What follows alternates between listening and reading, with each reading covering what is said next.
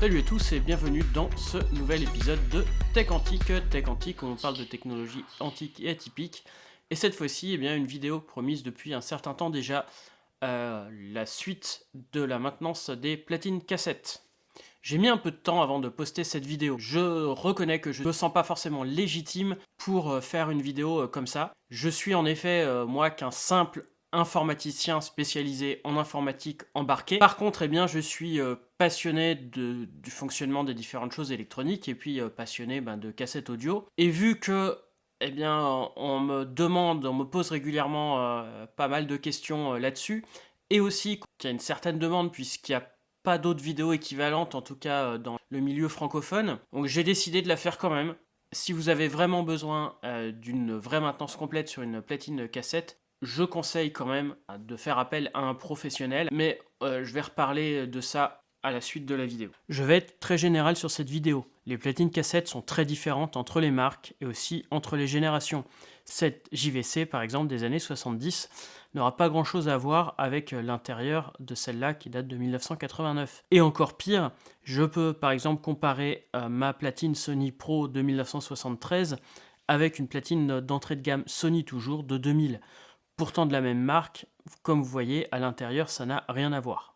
Je vous conseille donc de commencer par rechercher le manuel de service sur internet qui correspond à votre modèle ou au pire d'un modèle proche pour avoir les informations de démontage et savoir où se placent les différentes pièces. Une cassette pour avancer a besoin d'une vitesse régulière. Et contrairement à ce que je pensais quand j'étais petit, cette pièce, le pinch roller, qui permet à la bande d'avancer correctement. La tige ici est entraînée par un moteur ou directement, ou à l'aide d'une courroie, ou par des engrenages. Mais il faut que cette tige soit vraiment entraînée parfaitement. Et la bande est pincée entre cette tige et le pinch roller, qui est une pièce en caoutchouc qui doit être en bon état. Si elle est cassée, collante ou déformée, la bande n'avancera plus correctement et risque d'être froissée, voire n'avancera tout simplement plus du tout. Cette pièce peut avoir besoin d'être changée, le caoutchouc n'est pas éternel. D'un autre côté, la bande a aussi besoin d'être réenroulée de l'autre côté, ou pour faire des avances et des retours rapides. Là, on n'a plus besoin du pinch roller pour ça. Et ici, cette roue va être entraînée par un système, encore une fois, engrenage, courroie, ou avec un espèce de pneu à l'intérieur, qui se nomme le idler tire en anglais. Encore une fois, les courroies ou ce idler tire, c'est du caoutchouc. Et ça a tendance à lâcher aussi. Je dis pas que les engrenages ne cassent pas, vu que c'est du plastique et que le plastique, au bout de 30 ou 40 ans, des fois, il devient cassant. Les courroies sont plus ou moins simples à changer. Par exemple, sur ce magnétophone, il m'a quand même fallu changer 7 courroies différentes et quelquefois, il y a quand même un peu de soudure à faire ou défaire, mais souvent, ça reste quand même assez simple. Par contre, le changement d'un engrenage ou du pinch roller, déjà, il faut une pièce qui se trouve pas forcément facilement et ça demande souvent le démontage complet du mécanisme. Le dernier problème commun est un souci d'électronique. Et là, il faut chercher la cause plus profondément avec un multimètre ou oscilloscope. Mais avant d'aller trop loin, un coup de bombe contact sur les potentiomètres et dans ce contacteur peut faire des miracles. J'ai eu par exemple sur cette platine Technics, elle se remet à fonctionner depuis que j'ai nettoyé les différents contacteurs sans rien faire d'autre. Mais il faut savoir aussi que les condensateurs ont une durée de vie limitée. On dit souvent une vingtaine d'années. Alors ça peut durer un peu plus longtemps, mais bon, à de rares exceptions près, c'est l'âge minimum de nos platines cassettes ou Walkman. À un moment, ils vont arriver en fin de vie. Les têtes, même si elles sont beaucoup plus solides que celles des magnétophones des années 60, début 70, peuvent aussi avoir bien vécu, ne plus fonctionner correctement. Et là, c'est un peu plus compliqué à changer puisqu'il faut le modèle exact. Bon, maintenant, si on a un lecteur fonctionnel, il va falloir voir à le régler. Bien que les réglages de base peuvent se faire à l'oreille, il est plus que fortement recommandé d'utiliser des cassettes de calibration que l'on trouve notamment sur eBay. Certains réglages ne pourront de toute façon pas se faire sans. Les constructeurs en vendaient à l'époque, maintenant sont faites avec des platines haut de gamme, préalablement déjà calibrées. Il va falloir aussi des outils pour mesurer. Alors ici, je vais utiliser un ordinateur avec une carte son et un soft comme WFGui et Winocio qui peut permettre ce genre de mesure. Donc, il y a un certain nombre de mesures à faire. Les principales sont la vitesse. Il y a besoin là d'une cassette de calibration. C'est compliqué à régler sans. Avec un signal de 3000 ou 3150 Hz. il y a souvent sur le moteur ou sur la carte mère, ou derrière le mécanisme, eh bien, un potentiomètre pour régler ça. Il peut être plus ou moins accessible selon la platine. Avec le logiciel WF-GUI, qui fonctionne sous Windows, j'ai connecté mon lecteur sur l'entrée ligne de l'ordinateur. On voit ici que mes lecteurs n'ont pas une super bonne régularité de vitesse de lecture, mais j'ai réussi à les mettre à peu près à 3150 Hz. L'azimut, cette fois-ci, en fait, il faut que la tête soit placée parfaitement en face de la bande. Si elle est légèrement décalée, le son va être étouffé. Encore une fois, on peut le faire à l'oreille, mais c'est mieux de faire avec une cassette de calibration. Cette fois-ci, avec un signal de 10 kHz. Avec un outil, on va essayer d'avoir le niveau le plus haut possible sur les deux voix. Ensuite, maintenant qu'on a le niveau le plus haut possible sur les deux voix, eh bien, il va falloir faire en sorte qu'elles soient au bon niveau et que les deux voix soient égales. Donc avec logiquement une cassette de 1 kHz, ça peut se faire avec une cassette de 3 kHz si vous n'avez que ça, celle qu'on utilise pour régler la vitesse.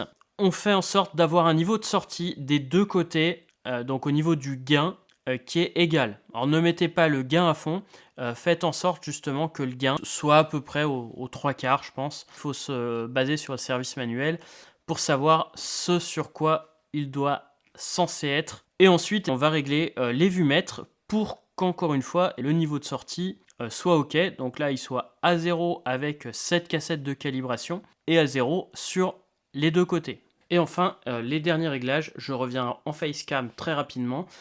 Puisque tout simplement je ne vais pas vous en faire la démonstration, je ne les fais pas la plupart du temps. Il s'agit bien déjà de régler l'oscillateur et le bias. Là, la plupart du temps, c'est si on a des soucis d'enregistrement ou si on a un son qui est un peu assuré, là dans le cas de l'oscillateur. Donc là, la plupart du temps, pour faire un réglage correct, il faut passer par un oscilloscope. On peut éventuellement essayer de le régler à la main, le bias. Il faut enregistrer un signal de 315 Hz et un signal de 10 kHz sur une bande. Ensuite, vérifier que les signaux soient bien à la bonne fréquence et surtout soient au même niveau. S'ils ne sont pas au bon niveau, et bien là on va régler le bias pour faire en sorte que le 315 Hz et le 10 kHz soient au même niveau et refaire un enregistrement. Donc, si vous n'avez pas l'outillage adapté, c'est un peu un jeu d'essai-erreur. Et enfin, l'autre truc, ça va être le torque qui est réglable, donc la force d'appui. Ça, il faut une cassette spéciale logiquement pour le faire. Donc encore une fois, je ne vais pas pouvoir vous le montrer puisque je n'en ai pas.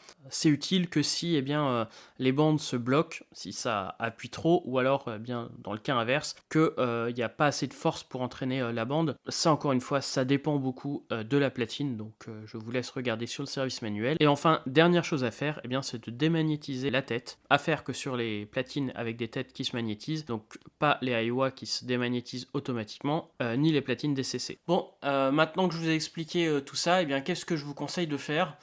Déjà pas forcément de faire appel à moi parce qu'en effet je suis dyspraxique, je vois pas en 3D et la vitesse, niveau azimut et changement de courroie, pour moi n'importe qui avec un minimum d'outillage et en étant patient, vous pouvez quand même le faire sans trop de problèmes.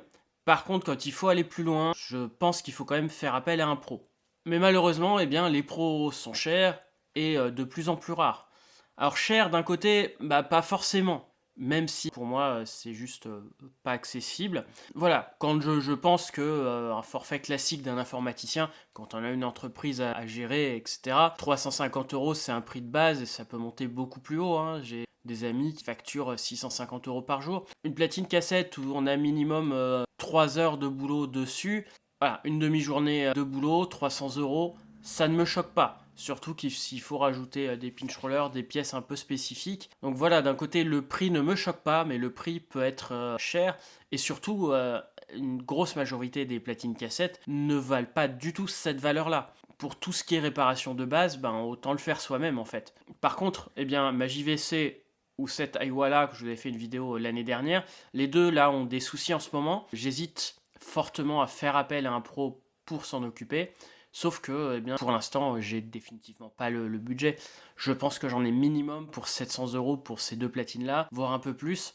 Voilà, ça m'embête de les emmener à la déchetterie. J'ai peur de faire pire si je m'en occupe moi-même. J'espère que ça vous aura quand même intéressé. Et puis on se donne rendez-vous bien bientôt pour de nouvelles vidéos qui vont parler cette fois-ci, je pense, d'histoire de l'informatique. Sur ce, soyez authentiques et atypiques et à très bientôt pour une nouvelle vidéo. Salut!